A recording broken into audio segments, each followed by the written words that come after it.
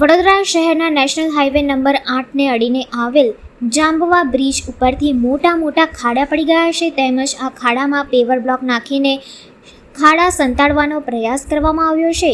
બીજી બાજુ જાંબવા બ્રિજના રોડ પર ફક્ત ઝીણી કાંકરીઓ અને ડસ્ટ દેખાઈ રહી છે। આ જાંબવા બ્રિજ પણ વાઇબ્રેશન મારી રહ્યો છે। આના કારણે અનેક વાહન ચાલકોને ધીમે ગાડીઓ ચલાવવા પડે છે। સાથે આ જાંબવા બ્રિજને પહોળો કરવા માટે કેટલાય સાંસદોએ વચન આપ્યા છે, પરંતુ આ જાંબવા બ્રિજને પહોળો કરવામાં આવતો નથી, જેના કારણે દૂર સુધી ટ્રાફિક જામના દ્રશ્ય સર્જાય છે। જ્યારે હાલ બીજી બાજુ પાદરામાં બ્રિજનો એક ભાગ ધરાશયી થયો છે, ત્યારે મુખ્યમંત્રી શ્રી દ્વારા જણાવવામાં આવ્યું છે કે તમામ બ્રિજના નિરીક્ષણ કરવામાં આવે, રિપેરિંગ કરવામાં આવે અને જર્જરિત હોય તો બંધ કરવામાં આવે, પરંતુ આ જાંબવા બ્રિજ પર હજુ સુધી કોઈ નિરીક્ષણ કરવામાં આવ્યું નથી, જે પણ એક ગંભીર બાબત છે। ત્યારે જાંબવા બ્રિજને વહેલી તકે નિરીક્ષણ કરીને તેનું રિપેરિંગ કરવામાં આવે અને જનતાનું રક્ષણ કરવામાં આવે તેવું સામાજિક કાર્યકર અતુલ ગામેચીએ જણાવ્યું હતું। જે રીતનો પાદરાનો બ્રિજ તૂટી ગયો, અનેક લોકોના મૃત્યુ થયા, એને જોઈને મૃદુ અને મક્કમ મુખ્યમંત્રી જાગ્યા ખરા, તપાસના આદેશ પણ આપ્યા, પરંતુ આ વડોદરા શહેરનો જાંબવા બ્રિજ છે અને આ જાંબવા બ્રિજમાં જોવા જઈએ તો આ બ્રિજ આખો ખખડધજ થઈ ગયો છે। ઉપર કોઈ ડામર જેવું દેખાતું નથી, ખાલી છારું દેખાય છે।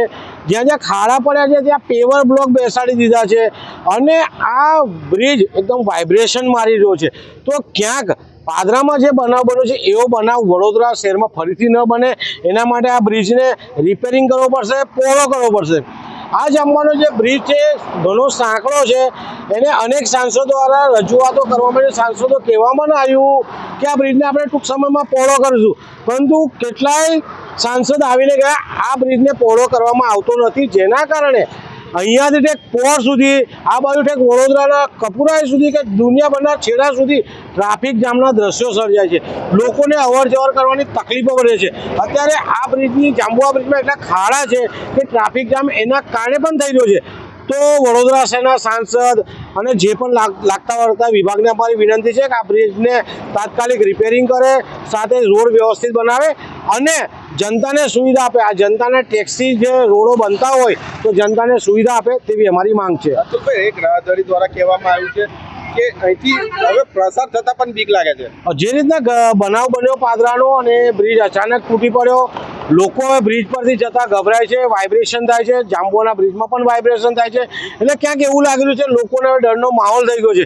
આ ડરનો માહોલ જ્યારે દૂર કરવો હોય તો સરકારે રોડ પર આવવું પડશે, તમામ બ્રિજના સ્ટ્રક્ચર સ્ટેબિલિટી રિપોર્ટ બ્રિજ પર જ મૂકવા પડશે અને બ્રિજ નહીં તૂટે એવી પણ એમને નોટિસો લગાવવી પડશે, જેથી કરીને લોકોનો ડર દૂર થાય।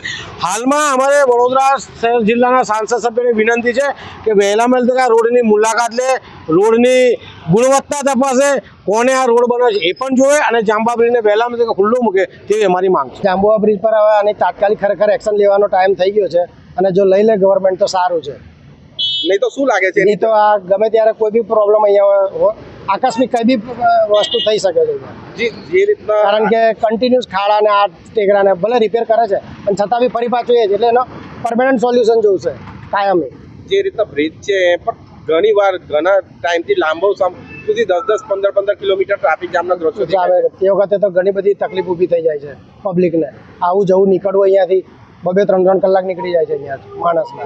તમારે રોજનું આવવાનું જવાનું છે અહીંયા? હા, રેગ્યુલર જ હોય મારે, રેગ્યુલર તકલીફ રહે છે જ ને અહીંયા। શું લાગે છે આજે બ્રિજ પરથી રેગ્યુલર અવર જવર કરવા માટે કેટલી તકલીફો છે? બહુ એટલે ઘણી બધી તકલીફ અહીંયા નીકળવું એટલે બહુ સાંકડો જ રસ્તો છે। બ્રિજ પરથી નીકળતા બીક જેવું કંઈક લાગે છે? લાગે ને, હવે તો પેલા બ્રિજ ગંભીરા વાળો જે પ્રોબ્લેમ થયો છે એના પર એવું લાગે છે કે અત્યારે ગાડી ખાડામાં જશે, રોડ ક્રોસ બી નહીં થવાય એવું લાગી રહ્યું છે હવે। શું નામ આપો? અનિલ પાદરિયા।